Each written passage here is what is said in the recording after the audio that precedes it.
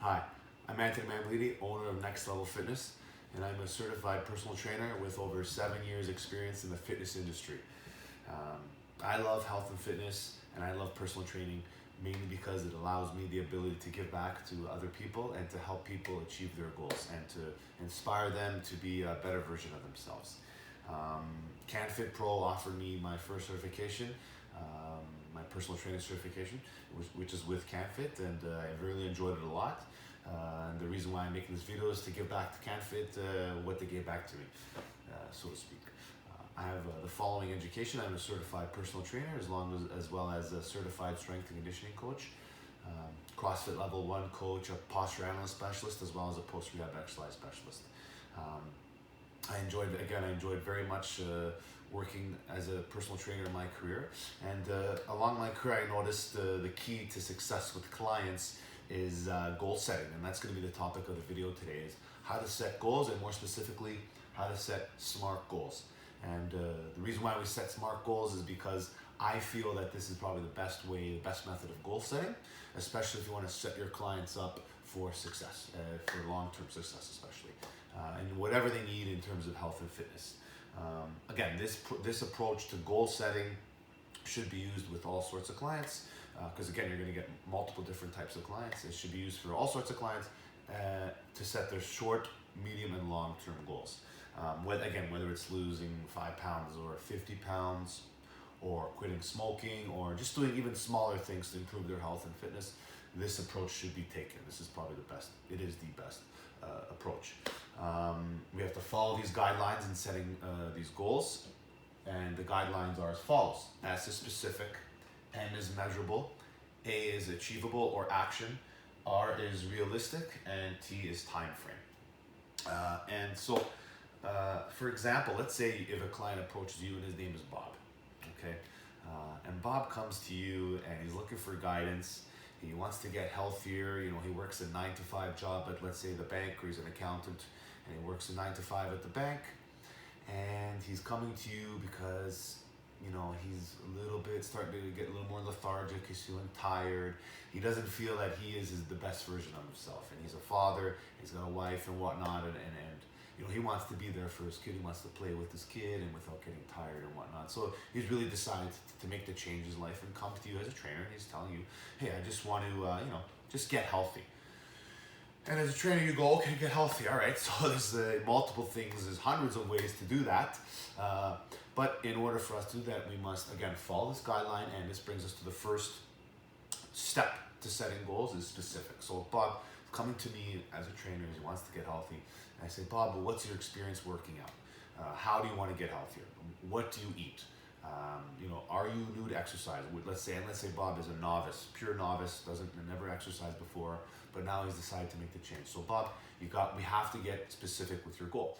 So, and this is very important as a trainer, to have good questioning skills as well, because they're essential to finding out exactly what we want to do. So Bob comes to you again. He's saying, I want to get healthier. Okay, Bob, how about we just start off by, let's say, let's lose a little bit of weight. Let's try losing a little bit of weight and incorporating some exercise into our lifestyle and healthy eating into our lifestyle. So again, still not specific enough. So Bob, let's now, let's take it up a notch, and we're going to say, okay, let's try to lose 30 pounds within, let's say, 6 to 8 months. Okay. Again, which is pretty realistic for somebody who works 9-to-5, and and has that type of lifestyle. So now we have something a little bit more specific, and how we did that, and this brings us to the next point, which is measurable. We added a number. Okay, we added a number to that goal. Okay, so now we said, okay, Bob, let's add a number. Let's make this goal, let's say, to lose weight, a little bit more measurable, a little bit more precise. So specific, measurable, simply just adding a number to that goal. Okay, so we want to lose 30 pounds in 6 to 8 months. Again, this is a good way because this is going to help track our progress. Adding these numbers onto this goal is essential for, again, tracking the progress and keeping the client accountable. So for example, again, 30 pounds, 5 to 6 months, we simply just added a number and we made it measurable according to Bob and his lifestyle. Now, it's very important that we set these numbers. Again, as a trainer, you're in the numbers game. There's a lot of numbers thrown at you, but it's very important that we set these numbers for our clients because, again, we can track them, okay? We add the number to their goal, and again, specific is now measurable. Okay, and this gets us into the third step, which is achievable. How are we going to achieve this goal? What actions are we going to take? Are we going to, okay, so Bob, coming to you, okay, Bob, now you want to lose 30 pounds in 6 to 8 months. Again, it's very specific. It's a little bit more measurable now. Okay, so we're going to exercise 3 times a week, and on your own on the weekends, let's say, for example, Monday, Wednesday, Friday, and on the weekends, you try to go for an hour of activity, walking, a little bit to the gym if you can, cycling, whatnot. So try to incorporate some activity in that, and that seems okay. And then can Bob make that time for that? And yeah, maybe Bob says he's okay with that. So now we've got an achievable goal. And again, this ties into the next point, which is realistic. Is this realistic for Bob? Bob's a novice. Can he work out 3 times a week with a trainer under guidance? And as a trainer, you're going to build a program for him, and you're going to monitor him and whatnot. And this seems a very realistic goal for Bob.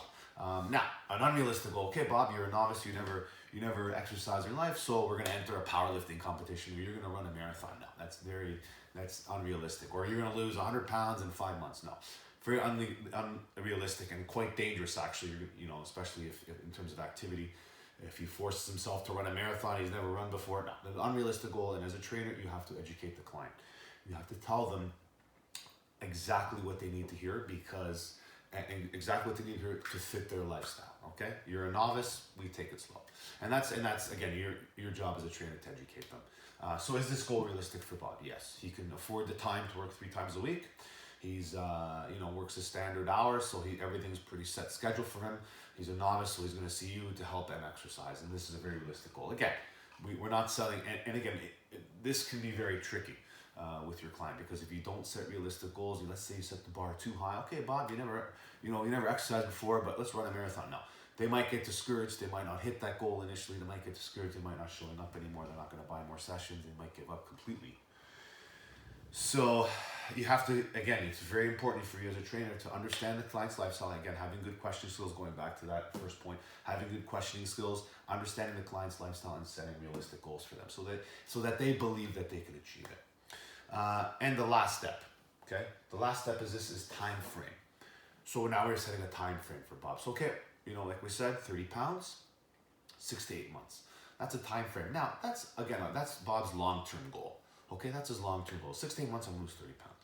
But in the meantime, you can also set short-term goals. Like, okay, Bob, you can lose 10 pounds in 6 weeks or 6 to 8 weeks as well. So these are little short-term goals that you can set for Bob for him to achieve his long-term goal, and simply because we added a time frame. And again, time frame means adding again a number, 6 to 8 months, but also setting short and long-term goals. Throwing those in there too. Like, okay, for example, Bob, another goal for this week is no junk food. Or another goal for this week is use the stairs at work instead of the elevator. Setting these short-term goals will help keep Bob accountable for his actions, as well as help him track his progress to it. It might even motivate him, because he's going to hit these goals. He hit these short-term goals, and it's going to motivate him more for him to achieve his long-term goal. Okay, and then again, it goes back to the main reason why I even chose this topic for my videos, because I feel as a trainer, this is very important for your client's success and your success too, ultimately, because again, you can use this information for your own career as well as helping your clients. So this is extremely important information in how to set goals for yourself and how to progress in your career. And I believe that, and again, I could have made a video on a lot of other things like fat burning or stretching or exercising or nutrition, but I feel that that's all for nothing unless you have smart goals for your clients. And again, this is very important for the client-trainer relationship, keeping them accountable for their goals and tracking their progress.